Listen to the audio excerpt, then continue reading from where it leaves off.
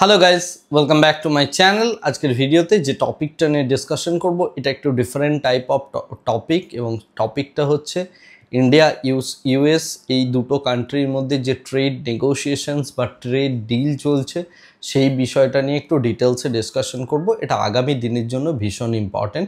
কেবলমাত্র শেয়ার বাজার নয়, ইন্ডিয়ান ইকোনমি, ইন্ডিয়ার যে সমস্ত মনে করুন ফার্মার্স রয়েছে এবং আমাদের প্রত্যেকের জীবনযাত্রা, হেলথ, প্রত্যেকটা জিনিসের জন্য এই ট্রেড ডিলটা ভীষণভাবে ইম্পর্টেন্ট।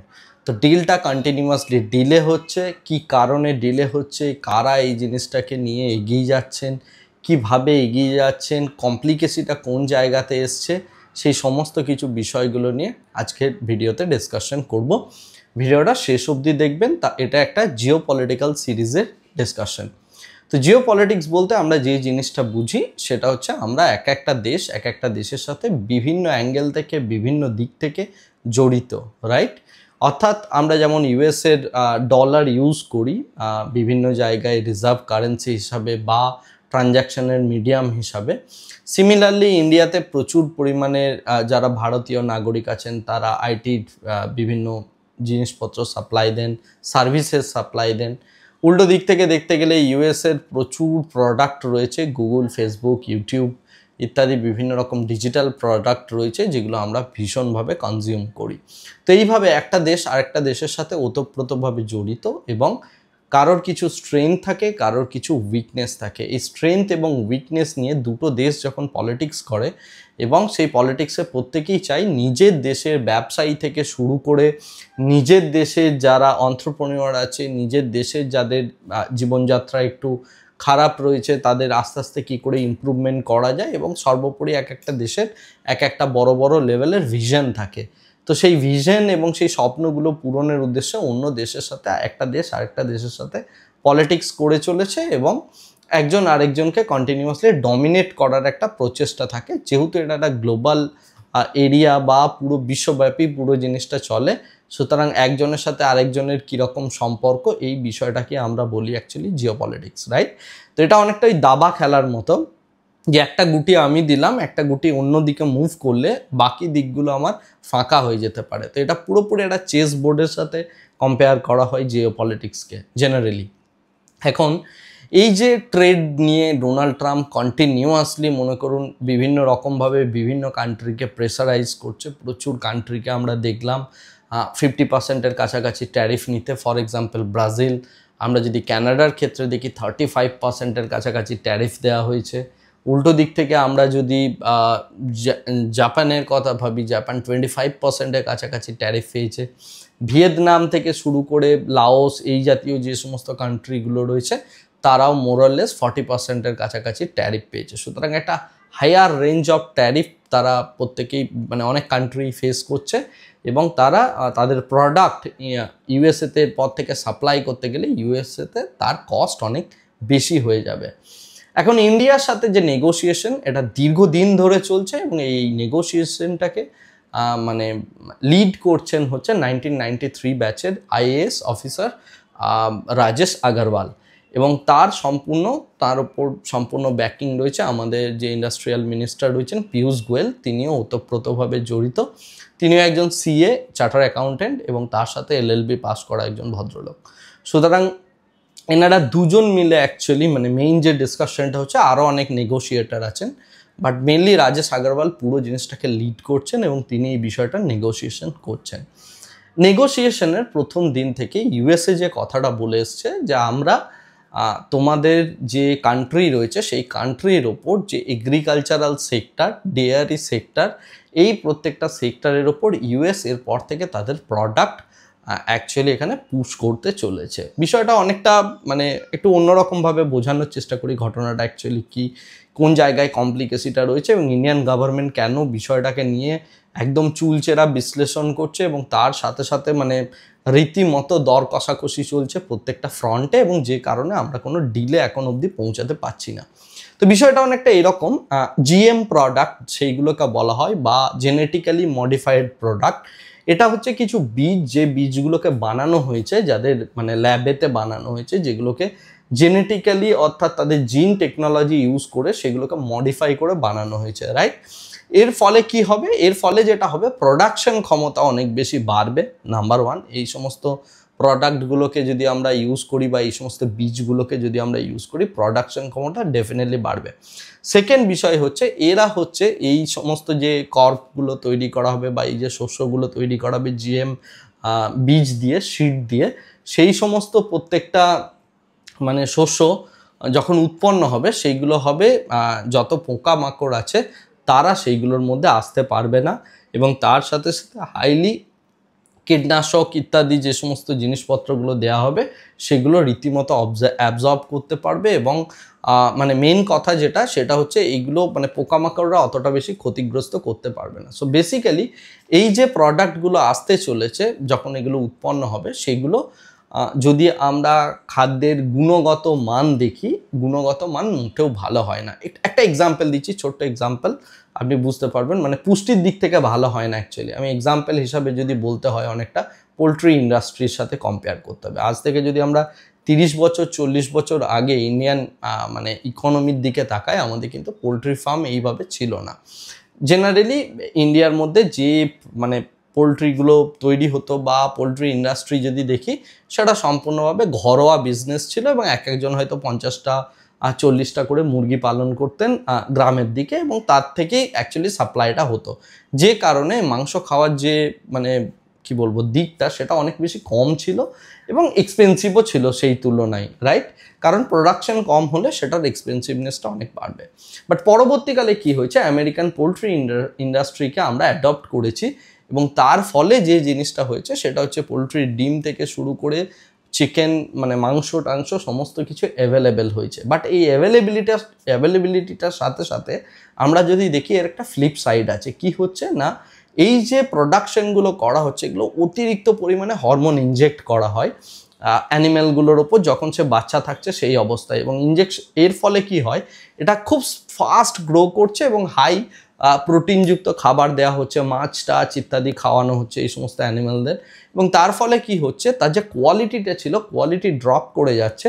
এবং শুধু আমরা সেই চিকেনটা খাচ্ছি সেটা নয়, তার সাথে সাথে আমরা দেখতে গেলে তার সাথে বিভিন্ন রকম কেমিক্যালও আমরা খাচ্ছি, রাইট? যার ফলে দেখবেন রিসেন্ট টাইমে আপনি হার্ট অ্যাটাক থেকে শুরু করে সুগার পেশেন্ট বলুন বা বিভিন্ন টাইপের যত রকমের ডিজিজ বলুন, ডিজিজটা কিন্তু প্রত্যেকটা ঘরে ঘরে লেগে গেছে।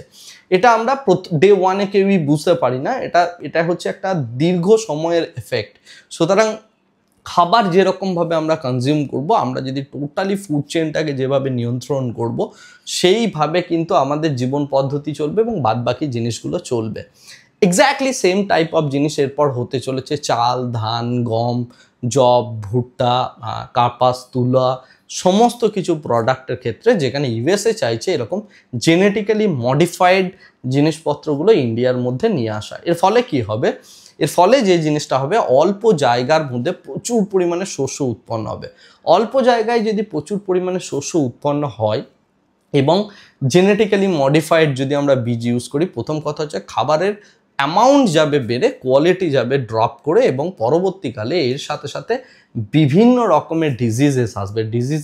ডিজিজেস যদি আসতে থাকে তার ফলে যে জিনিসটা হবে, পুরোটা একটা চেইন রিয়াকশন এবং একটা বিজনেস। ফার্মা ইন্ডাস্ট্রি গ্রো করবে, তার সাথে সাথে ইন্স্যুরেন্স গ্রো করবে, রাইট? এরকম বিভিন্ন রকম ইন্ডাস্ট্রিগুলো একটা আরেকটার সাথে লিঙ্কড, এবং এটা হচ্ছে একটা কি বলবো মানে জেনেটিক্যালি মডিফাইড ফুডকে ইনজেক্ট করা, এটা হচ্ছে একটা ট্যাকটিক্স, রাইট? এই ট্যাকটিক্সটা ইন্ডিয়ান গভর্নমেন্টও জানে, মানে আমি জানি, মানে পৃথিবীর সবাই জানে, আমি এটা মনে করি। তো এটা ইন্ডিয়ান গভর্নমেন্টও জানেন, রাজেশ আগরওয়ালও জানেন, পীয়ূষ গোয়েলও জানেন।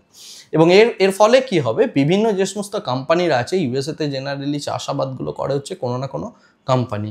তো সেই কোম্পানিরা এসে কি করবে, এরপর ল্যান্ড নেবে এবং ল্যান্ডটা নিয়ে তার উপর তারা ফসল উৎপন্ন করবে, এবং ফসলের দাম টাম ইত্যাদি বিভিন্ন অ্যাঙ্গেলে চলে যেতে পারে। তো ফলে এটা একটা সুদূর প্রসারী প্রভাব আছে।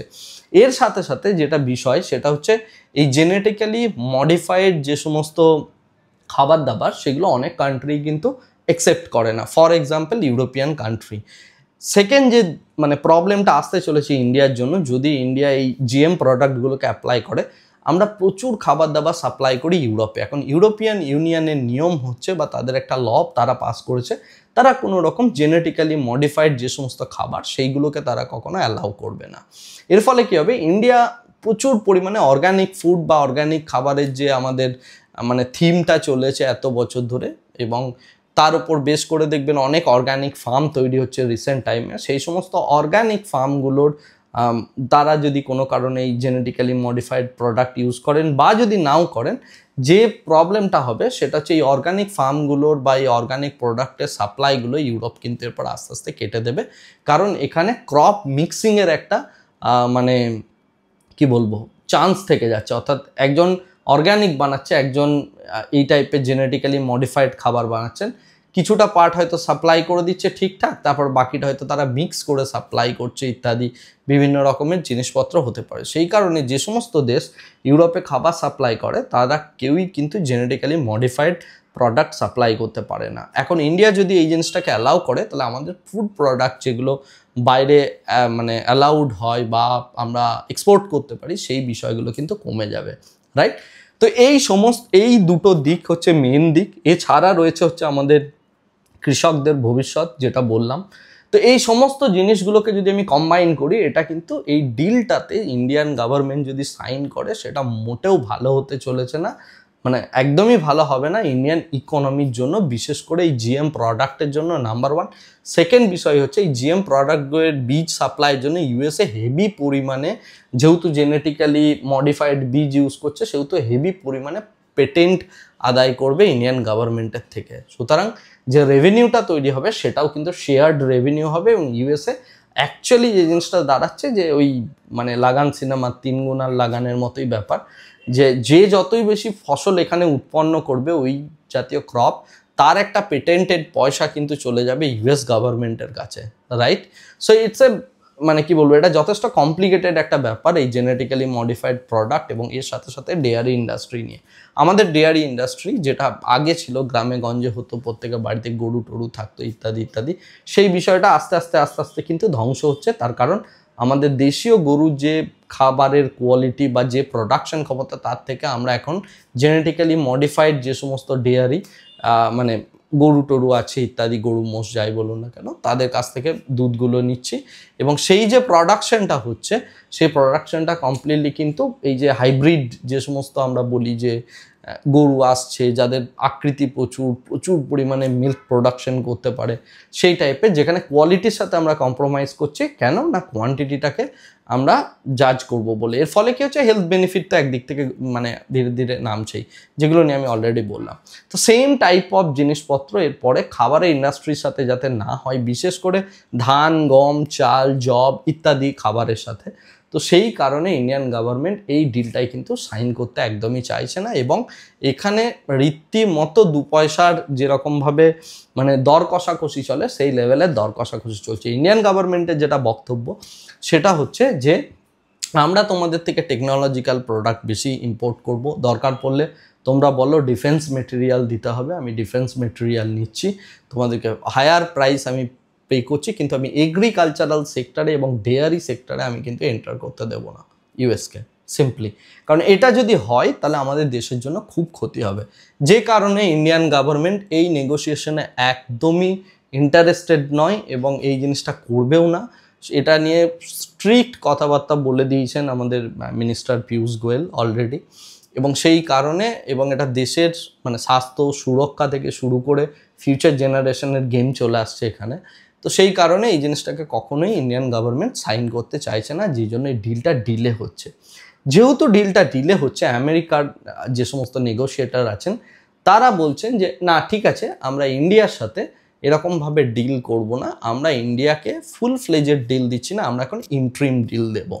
এখন এই ইন্ট্রিম ডিলের প্রস্তাব আসার আগে ট্রাম্প বিভিন্ন দিক থেকে বিভিন্নভাবে প্রেশার তৈরি করার চেষ্টা করছে ইন্ডিয়ান গভর্নমেন্টের উপর, যে ব্রিক্সের সাথে তুমি যদি যুক্ত থাকো এক্সট্রা 10% ট্যারিফ দেওয়া হবে, তুমি যদি রাশিয়ান অয়েল এক্সপোর্ট করো 500%-এর কাছাকাছি আমরা ট্যারিফ দিয়ে দিতে পারি ইত্যাদি, বিভিন্ন দিক থেকে একটা প্রেশার বাড়ানোর চেষ্টা করছে যাতে করে আমরা এই ডিলটাই সাইন করি। বাট আমাদেরও যিনি নেগোশিয়েটার আছেন হি ইজ অলসো ব্রিলিয়ান্ট, তো সেই কারণে তিনিও সাইন করছেন না। এখন যে জায়গাটায় এসে পৌঁছাচ্ছে পুরো নেগোসিয়েশনটা, সেটা হচ্ছে ইন্ডিয়া লেস দেন 20% ট্যারিফে আমরা কিন্তু ডিল নেগোশিয়েট করব, এরকম একটা জায়গায় মানে খবর যতটুকু রয়েছে আমার কাছে যে 20%, লেস দেন 20%-এ ইন্ডিয়া ডিল সাইন করবে এবং এই ডিলটা হবে ইন্ট্রিম ডিল, অর্থাৎ ফুল ফ্লেজেড ডিল হবে না, মানে আজীবনের জন্য না, হয়তো 2 বছরের জন্য, 3 বছরের জন্য। পরে তারা এক্সপেক্ট করছে গভর্নমেন্ট চেঞ্জ হলে, ইন্ডিয়ার গভর্নমেন্ট চেঞ্জ হলে বা অন্য কিছু হলে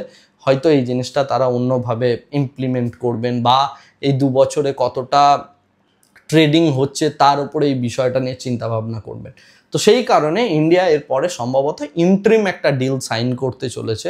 যে ইন্ট্রিম ডিলটার ফলে যে জিনিসটা হবে সেটা হচ্ছে যে আমরা লেস দেন 20%-এ সাইন করব, অনেকটা ইউকে স্টাইলে। অর্থাৎ ইন্ডিয়া বাকি তার যে কম্পিটিটর রয়েছে, অর্থাৎ ভিয়েতনাম থেকে শুরু করে আমরা যদি ব্রাজিলের কথা বলি বা বাদ বাকি যে সমস্ত কান্ট্রিগুলোর কথা বললাম, যারা মানে 30%, 35%, 40%-এর কাছাকাছি ডিল নিতে বাধ্য হয়েছে নেগোসিয়েশনের মাধ্যমে, বাট ইন্ডিয়া এই জায়গাটা স্ট্রং থাকার জন্য আমার মনে হয় অনেক কম রেটে ডিল হয়তো সাইন করবে আগামী দিনে। এবং এই বিষয়টা যা কিছু চলছে সেটা সম্পূর্ণভাবে পলিটিক্যালি একটা প্রেশার তৈরি করার চেষ্টা করছেন ট্রাম্প, সেটা ব্রিক্স থেকে শুরু করে বাদবাকি সমস্ত জিনিসগুলো নিয়ে। এখন যেটা দেখার সেটা হচ্ছে এই ইন্ট্রিম ডিলটা কীরকম হয় এবং তার সাথে অ্যাকচুয়ালি ফিগারটা কোন জায়গায় এসে দাঁড়ায়। কারণ ফুল ফ্লেজের ডিল ইন্ডিয়া পাবে বলে মনে হয় না, কারণ ইউএস এত সহজে ছাড়বে না এবং ইন্ডিয়াও তার সাথে সাথে সাইন করতে এগ্রি নয়, বিশেষ করে এই টাইপ অফ ডিলগুলোতে, রাইট, যেখানে আমাদের এই কৃষকদের স্বার্থ বা আমাদের দেশের হেলথ কন্ডিশন সমস্ত কিছুই জড়িত থাকছে। দেখা যাক আলটিমেট বিষয়টা কোন জায়গায় যায়। যদি বিষয়টা খুব মানে কমপ্লিকেশনের জায়গায় যায় বা আরও টাফ জায়গায় যায়, এটা জাস্ট ফার্স্ট ভার্সন, আমি জাস্ট আপনাদের সামনে আলোচনা করলাম। এটার আরও ডিফারেন্ট টাইপের ভার্সন আসতে থাকবে, যদি যেরকম ট্রেড নেগোসিয়েশনস বা ট্রেড ডিল হবে তার উপর বেস করে। তবে 1 আগস্টের মধ্যে পুরো ট্রেড ডিলটাকে অ্যাকচুয়ালি ইন্ডিয়াকে ক্লোজ করতে হবে বা ইউএসও হয়তো ক্লোজ করবে। তো আমরা সম্ভবত ইন্ট্রিম ডিল পেতে চলেছি বলেই আমার মনে হয়। আশা করি এই ভিডিওটা থেকে আমি অ্যাকচুয়ালি ট্রেড নেগোসিয়েশন বা ট্রেড ডিল নিয়ে কী ঘটনাটা চলছে সেই বিষয়ে একটু ডিটেলসে আপনাদের জানাতে পারলাম। আজকের ভিডিওটাকে আর এর থেকে বেশি দীর্ঘায়িত করছি না, ভিডিওটাকে এখানেই শেষ করছি। Thank you very much, bye bye, tata.